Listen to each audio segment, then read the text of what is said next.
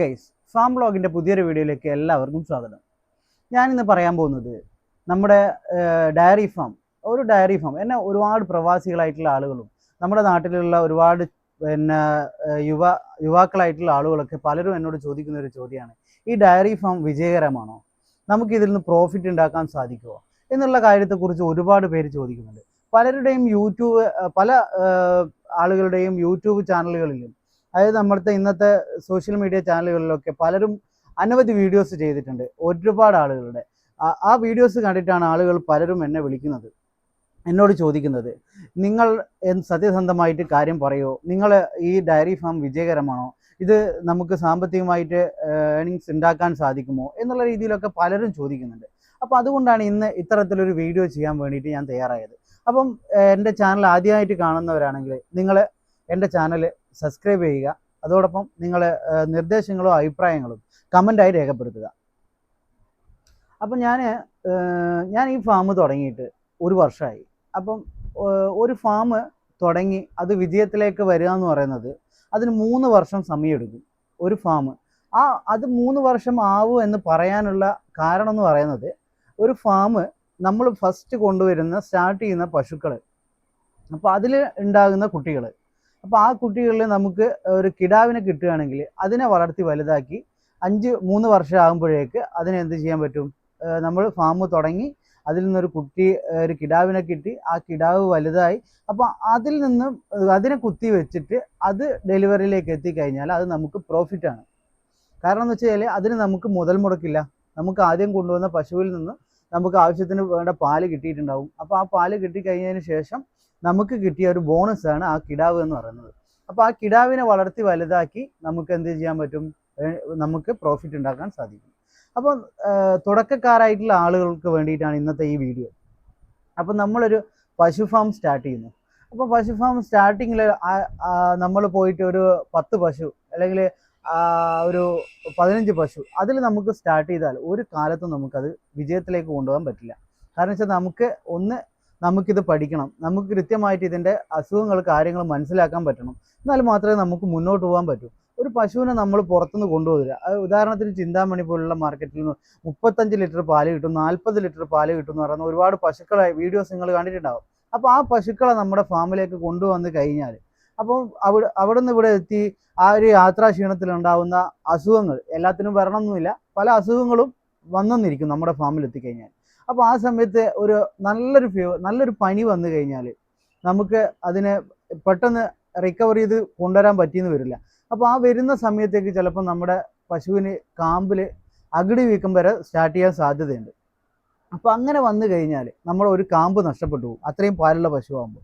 അപ്പോൾ പിന്നീട് അങ്ങോട്ടുള്ള കറവയിൽ നമുക്ക് ഒരുപാട് പാല് കുറവായിരിക്കും. അത്തരത്തിലുള്ള ഒരുപാട് വിഷയങ്ങളാണ്. പിന്നെ ചെള്ളുപനി പോലത്തെ പനികൾ, പിന്നെ തൈലേറിയ, അനാപ്ലാസ, അങ്ങനെ ഒട്ടനവധി അസുഖങ്ങൾ ഉള്ള ഒരു ബ്രീഡാണ് ഈ ഹൈബ്രിഡ് പശുക്കൾ എന്ന് പറയുന്നത്.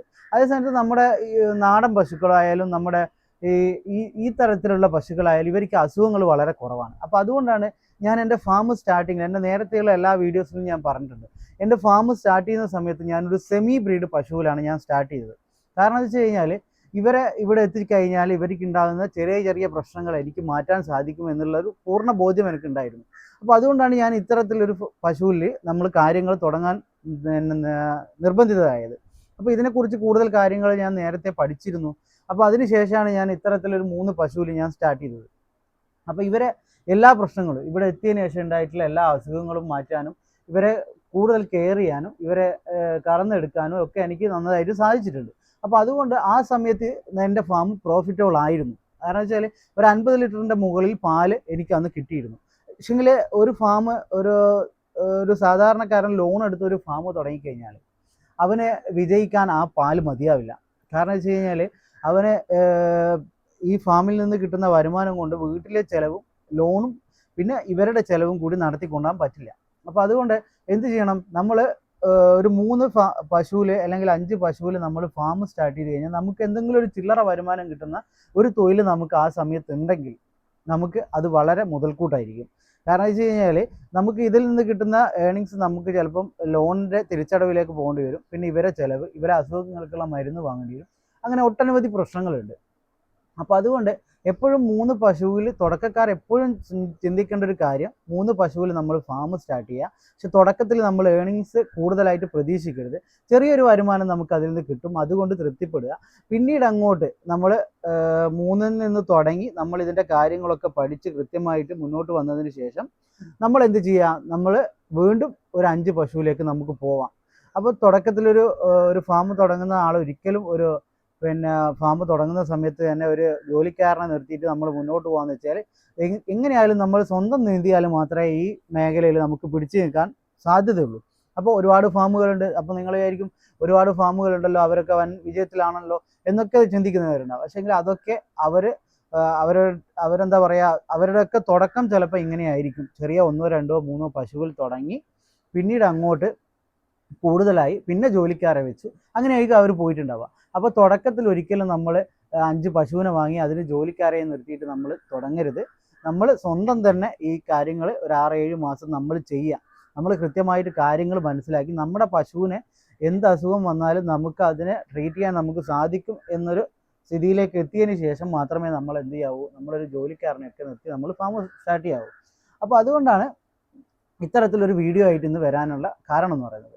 പലരും ചോദിക്കുകയാണ് ഈ ഫാം പ്രോഫിറ്റബിൾ ആണോ എന്നുള്ളത്. അപ്പോൾ പ്രോഫിറ്റബിൾ ആണ്. എങ്ങനെ? നമ്മൾ 100 ലിറ്റർ പാലിലേക്ക് എന്ന് എത്തുന്നു അന്ന് നമ്മുടെ ഫാം പ്രോഫിറ്റബിൾ ആയിട്ട് മാറും. അപ്പോൾ എപ്പോഴും നമ്മൾ ചിന്തിക്കേണ്ടത് നമ്മൾ കൂടുതൽ പാല് കിട്ടുന്ന പശുക്കളെ നമുക്ക് മേടിക്കാം, കുഴപ്പമൊന്നുമില്ല. അവരെ നമുക്ക് പരിചരിക്കാൻ അറിയാമെങ്കിൽ നമുക്ക് മേടിക്കാൻ ഒരു കുഴപ്പമില്ല. അവരെ നമുക്ക് നല്ല കണ്ടീഷനായിട്ട് നമുക്ക് കേരളത്തിൽ വളർത്താം, ഒരു വിഷയവുമില്ല. പക്ഷെങ്കിൽ എന്ത് ചെയ്യണം, നമുക്ക് ഒരു നിലനിൽപ്പ് എന്നുള്ള രീതിയിൽ നമുക്ക് തുടക്കത്തിൽ ചെറിയൊരു തൊഴിൽ മറ്റെന്തെങ്കിലും ചെറിയൊരു വരുമാനം കിട്ടുന്ന ഒരു മേഖല നമുക്ക് ഇതിനപ്പുറത്ത് ഉണ്ടാവണം. അപ്പോൾ എന്നെ സംബന്ധിച്ചിടത്തോളം ഞാൻ അലൂമിനിയം ഫാബ്രിക്കേഷൻ വർക്ക് ചെയ്യുന്നു. അപ്പോൾ ഞാൻ എൻ്റെ 6-7 മാസക്കാലം ഫാം സ്റ്റാർട്ട് ചെയ്ത സമയത്തൊക്കെ ഞാൻ ജോലി കണ്ടിന്യൂസ് ആയിട്ട് ചെയ്തുകൊണ്ടിരുന്ന ആളാണ്. ഇപ്പം കുറച്ചായിട്ട് ഞാൻ ചെറിയ ചെറിയ ജോലികൾ മാത്രമേ എടുക്കുന്നുള്ളൂ. എന്നിട്ടും ഞാൻ എൻ്റെ ചെറിയ ജോലികൾ ഞാൻ ചെയ്യുന്നുണ്ട്. പിന്നെ എനിക്കൊരു ഓട്ടോ ഉണ്ട്, അത്യാവശ്യം ഞാനത് ഓടി അതിൻ്റെ വരുമാനവും എനിക്ക് കിട്ടുന്നുണ്ട്. അപ്പോൾ ആ തരത്തിലാണ് ഞാൻ എൻ്റെ ഫാമിനെ മുന്നോട്ട് കൊണ്ടുപോകുന്നത്.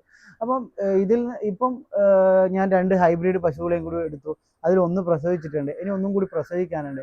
അപ്പോൾ 100 ലിറ്റർ പാലാണ് എൻ്റെ ഒരു ലക്ഷ്യം. തുടക്കത്തിൽ ഞാനൊരു 50ൽ തുടങ്ങി 50 ലിറ്ററിലേക്ക് എത്താൻ വേണ്ടി ശ്രമിച്ചു. 50ൽ നിന്ന് ഇപ്പം 100ലേക്ക് എത്താൻ വേണ്ടിയിട്ടുള്ളൊരു ശ്രമം. ആ ശ്രമത്തിലാണ് ഞാൻ എൻ്റെ ഫാം മുന്നോട്ട് കൊണ്ടുപോകുന്നത്. 100ൽ എത്തിക്കഴിഞ്ഞ് കഴിഞ്ഞാൽ നമുക്ക് എന്താ പറയുക, വലിയ ബുദ്ധിമുട്ടില്ലാത്ത രീതിയിൽ നമുക്ക് മുന്നോട്ട് പോകാൻ സാധിക്കും 100 ലിറ്റർ പാലിലേക്ക് എത്തിക്കഴിഞ്ഞാൽ. അപ്പോൾ തുടക്കക്കാരായിട്ടുള്ള ആളുകളോട് പറയാനുള്ളത് ഈ ഒരൊറ്റ കാര്യമാണ്. നമ്മൾ 2-3 പശുവിൽ തുടങ്ങുക. ആ സമയത്ത് നമ്മൾ കൂടുതലായിട്ടുള്ള വരുമാനം പ്രതീക്ഷിക്കരുത്. ചെറിയ വരുമാനം പ്രതീക്ഷിച്ച് നമ്മൾ ഫാം തുടങ്ങുക. എന്നിട്ട് നമ്മൾ ഇതിൽ ഉറച്ചു നിൽക്കുക. ഒരുപാട് പ്രതിസന്ധികളുണ്ടാവും, ആ പ്രതിസന്ധികളൊക്കെ നമ്മൾ തരണം ചെയ്യണം. അപ്പോൾ ഏതൊരു ബിസിനസ് ആയാലും നമ്മൾ സ്റ്റാർട്ട് ചെയ്ത് കഴിഞ്ഞാൽ നമുക്കതിൽ പിടിച്ചു നിൽക്കാൻ കുറച്ച് സമയം വേണ്ടി വരും. അപ്പോൾ 3 വർഷം നിങ്ങൾക്ക് കൃത്യമായിട്ട് ഫാം നടത്തി വിജയിപ്പിക്കാൻ സാധിച്ചാൽ നിങ്ങൾക്ക് നല്ലൊരു ക്ഷീര കർഷകനാവാനും നല്ലൊരു ഫാം നടത്തുന്ന ഒരാളായിട്ട് മാറാനും നിങ്ങൾക്ക് സാധിക്കും. അതിനുശേഷം നിങ്ങളൊരു തൊഴിലാളിനെയൊക്കെ വെച്ചിട്ട് ഫാം തുടങ്ങാൻ വേണ്ടി ചിന്തിക്കാം. അപ്പോൾ നല്ലൊരു വീഡിയോ ആയിട്ട് വീണ്ടും കാണാം.